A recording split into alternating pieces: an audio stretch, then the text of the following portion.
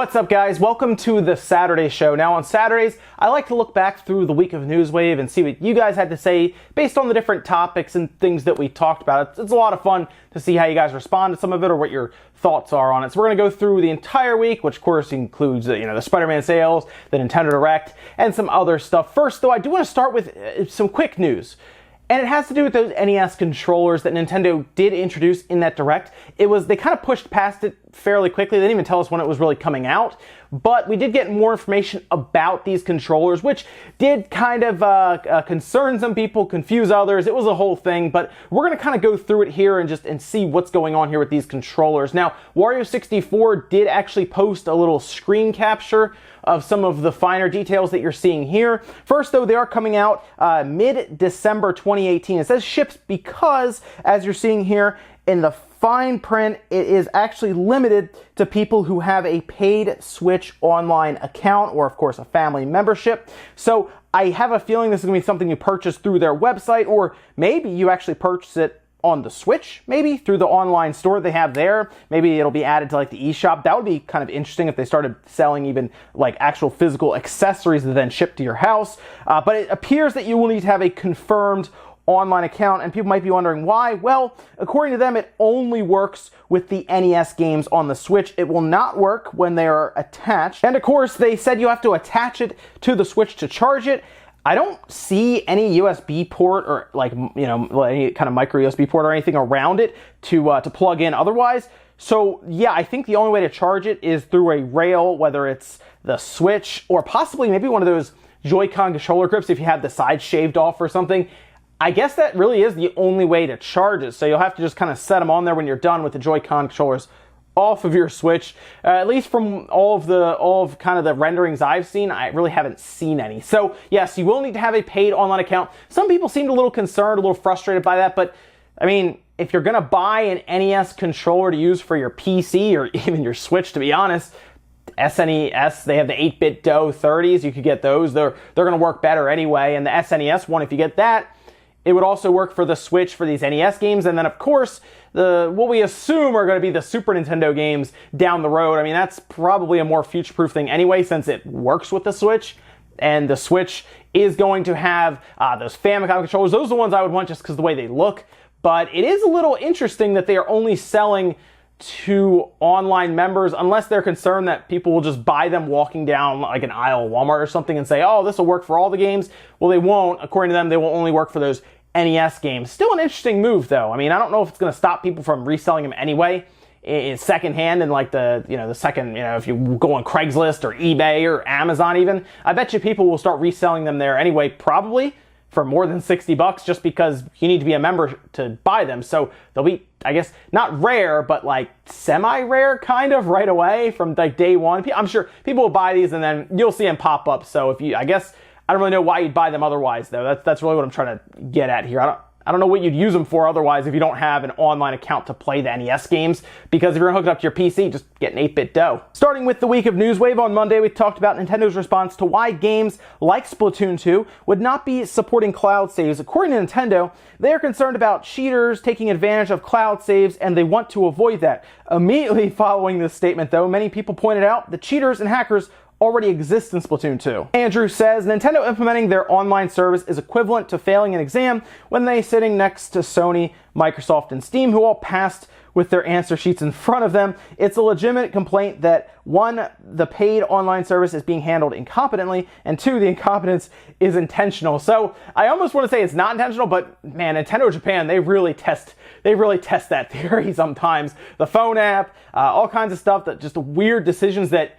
And I'm going to tell you guys now, it definitely is Nintendo Japan making a lot of these decisions. From what I hear about in the background, Nintendo America is more on board with kind of the service. Similar ideas that Microsoft and Sony and even Steam at this point have with ideas like cloud saves and voice chat. But Nintendo Japan is not really with the times, I guess you say, when it comes to the online service. So maybe you have something there where it's intentional, because I mean, honestly, we've seen the pushback. It's been heard loud and clear online, but they double down on the phone app, and it almost seems like they have no real interest in native voice chat. We haven't heard anything about messaging or being able to create a party or themes or just a lot of stuff that still has not been talked about. Even the special offers, they said, we'll tell you about it later. And it's like, well, the service is out in like 5 days, 4 days, I guess.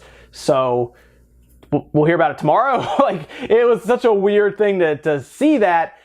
And the weird thing is, yes, people are saying give them time, but it's a little different from when Microsoft with the original Xbox trying to pave the way with online, to where that road's already been paved and Nintendo should be able to comfortably ride down it in a car or something, and as an analogy, because we already know how to do it. Like, everyone's already done it. So like you're saying, they're pretty much have the answers in front of them on an answer sheet, and they're doing it, I guess, the Nintendo Japan way. Tuesday, we saw a new Pokemon Let's Go bundle announced that will introduce 2 new Joy-Con color schemes, as well as a new dock and Switch design. We also had a new remaster announced for Final Fantasy Crystal Chronicles for Switch and PS4. Canal says the possibility to push units for the Switch's second holiday is insane. They will get the Smash bundle for the core gamers and the Pokemon bundle for the casuals and for kids. I have a feeling they might crush Sony and Microsoft for Christmas, even despite Red Dead Redemption and Kingdom Hearts. So Kingdom Hearts is out at the end of January. I don't know if that'll affect Christmas sales as much as they'll affect like after holiday sales in like,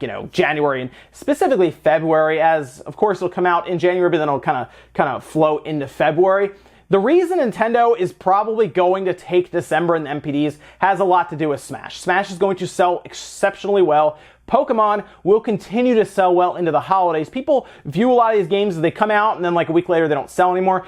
I specifically remember Sun and Moon, when those came out and I was still working in stores, we couldn't keep those in stock throughout Christmas. That was like our best-selling item, like, period. It was always that selling. And if you have those bundles, I actually remember that holiday, 3DSs were extremely hard to find because of those games. Like, there was an actual 3DS shortage, and we couldn't get them. No one could get them. It was that hard to find because Pokemon Sun and Moon. I realize this is a bit of a controversial Pokemon, right? Where people aren't sure they're really into it. They're waiting until next year, but the majority of people will still probably buy into it. The casual audience will absolutely buy into it. Moms, dads, they'll go out, they'll buy the bundle. As long as it's plentiful, yeah, they're going to sell a lot. You're going to have the bundles moving like crazy, the Smash bundles moving like crazy, because those might be people who are waiting to pick up a Switch. They go out and get a bundle. Bundles sell systems extremely well. They really do. I don't know if people realize how well they sell them. So, yeah, I do think the Switch is going to be heavily anchored by both Pokemon and Smash in December. And you're going to see it explode in Japan. Like, you're going to see some massive meaty crates. We're going to see like 300, 400,000 Switch units probably moving in a week with something like a Pokemon and a Smash there. So in the MPs, I expect it to be heavy, heavy amounts of sales. And honestly, yeah, I wouldn't be shocked if Nintendo took both November and December just in MPDs for system sales. Wednesday, we took a look at EA deciding to fight against the removal of loot boxes in Belgium after they were ordered to remove them from FIFA 18 and 19. Other companies remove their loot boxes from their games. However, EA is prepared to go to court in Belgium. This is a situation that could set a precedent for the rest of the world, as loot boxes will be deemed either gambling or completely legal in a court of law. The Legend of DS says EA is not fighting in Belgium because of how much money they make there. They are fighting because Belgium is part of the EU, and if Belgium decides that loot boxes are illegal, this will go on to the EU, and if the EU sides with Belgium, then EA will either have to remove loot boxes or remove FIFA from any EU member. And since FIFA is EA's biggest moneymaker in Europe, is where the game sells the most, EA absolutely does not want to do either. Yeah, just in general, Europe is massive for FIFA, as you would expect. I mean, we look at the UK sales charts and we always see FIFA. FIFA is always in there no matter what. And I would love to see how much money they make from those loot boxes and those microtransactions in Europe specifically, because it has to be a lot, considering that's where a majority of their FIFA copies sell. It sells like crazy there. So I do understand why they are fighting Belgium to a degree. They don't want it to really start spreading, and we kind of talked about that a bit as to why they might want to try to lock it down here, but it's a double-edged sword, because if it goes to court and they lose and loot boxes are proven to be illegal and gambling in a court of law, then you're absolutely right. The rest of Europe is going to look at this and say, oh, wow, okay, it was proven in the court of law. Maybe we should look at this, and it could flow from there to the U.S. I mean, we already heard about loot boxes and stuff. We even had an interview here with Representative Chris Lee and everything. It was already kind of spreading, but once that precedent is set, either way, I mean, think about it. EA could actually set the precedent in reverse and say loot boxes are completely legal, and then everyone's going to start doubling down. So if you're a gamer, you don't like microtransactions, you don't like loot boxes, you probably want to see EA lose this case. And it's going to be fascinating to watch because it seems like the prosecution is starting to ramp up, and it appears to be it's going to happen, I think. So it's going to be something to keep an eye on, which we will hear, especially if there's any big shifts that happen, like, oh, loot boxes are illegal, so look out, everyone's going to start pulling them from everything now, or it's proven to be legal, and now here come the loot boxes. Thursday went over some of the information for the Nintendo Online service as it was announced to release next week on the 18th with a 7-day free trial. We also took a look at Spider-Man going big in Japan, selling 125,000 copies in its first 2 days. Creep says, man, I am so happy Spider-Man is doing so well. It's like we finally got a proper successor to Spider-Man 2. This whole situation with these sales is just weird because EA told me the single-player games don't sell. No, gamers don't want single-player games. It makes no sense. God of War sells over 3 million copies in like a week or something like that, or first couple days. Here's Spider-Man doing better. It makes no sense. We saw Mario Odyssey sell 9 million copies in its first like what, 80 days or something on the market. None of this makes sense because EA says that everyone wants live services. No companies want live services because it's easier than having to make an entire new game, and obviously they want to sell you microtransactions. Now, Spider-Man is going to sell people DLC, and I think a lot of that has to do with it being Insomniac who's developing it rather than an internal studio that Sony owns. So Insomniac's like, yeah, we're going to get on this DLC train now, and I mean, Sony probably looked and said, okay, but no, let's not get too crazy with like the loot box or microtransactions. Then they probably settled on DLC. And it makes people wonder if the DLC was developed alongside the game and could have been released with the game. But either way, single-player games are here to stay, guys. I know EA doesn't want to do it, and I know Ubisoft doesn't want to do it, or a lot of the other companies. They want their live services, but hey, if people keep buying these single-player games like this, the first-party developers at least, except for Microsoft, the first-party developers at least between Nintendo and Sony, they'll keep pushing those single-player experiences. So if you do want those to stick around, hey, give them your money. At least Spider-Man, at least Mario Odyssey, God of War, these are all really good games. So, it feels good to buy those kind of games knowing you're getting a good experience out of them. Bonanza says, I feel like nothing is going to change feature-wise or OS-wise except now we'll paying them $20. No chat, no friends list, no Miiverse type thing, nothing. That is, I think, the big concern right now is we're going to get to the launch day next week. We're going to download the big firmware patch 6.0, and it's all going to look the same minus a little tab in the options that says cloud save. That is the concern, and I hate to say it, I think it's going to be a reality. I think the calendar's going to flip over, everything's going to update, and it's gonna be the same. It's gonna be the same. You'll have, of course, the cloud backup feature. You'll then have to also go in and give them $20, and we'll have the NES games, so that'll be there. It looks like the NES thing is gonna be like an application that you download. Looks like it's like 54 megabytes or something. So you also have a little NES icon on your front dashboard part that you can go in and play NES games. Some of them look pretty fun. I don't know, Pro Wrestling Online, that could be something. Could be at least interesting. No, I don't think it's going to change much. Like, I don't think you're going to see themes. I don't think you're going to see messaging all of a sudden. Any way to, any workaround for invitations, friends lists. I don't think any of that's really going to change. Friend codes will still be needed, I guess. Yeah, we'll see if it evolves because now people are investing in this online, so we would expect changes to be made. Finally, on Friday, went over the big September Nintendo Direct that aired on Thursday. Some big first-party games were revealed with Luigi's Mansion 3 and Animal Crossing being announced for 2019, along with Square Enix showing up with a ton of Final Fantasy games. Black Rave Bo says, 2 mainline series games and a Smash character reveal, along with all those Final Fantasy games. I think it was good. I also think we expect too much and we hype ourselves up too much. So I thought about this with Directs. Every time a Direct airs, it doesn't matter usually what's announced there. There are always people who aren't happy with the Direct. And I've thought about that a lot with Nintendo recently and trying to figure out why. And I think it's just because Nintendo's library is so diverse that we all kind of have our favorite game, like our favorite main game. Like I'm sure there's a lot of people who are excited about something like a Mario getting announced or like Smash getting announced, right? But then you have games like, I'm sure there are people who really wanted a Golden Sun being announced, right? We saw that trademark pop up, which was, that was terrible timing, you know? They could have done that trademark could have made public like 2 days later, 3 days later or something.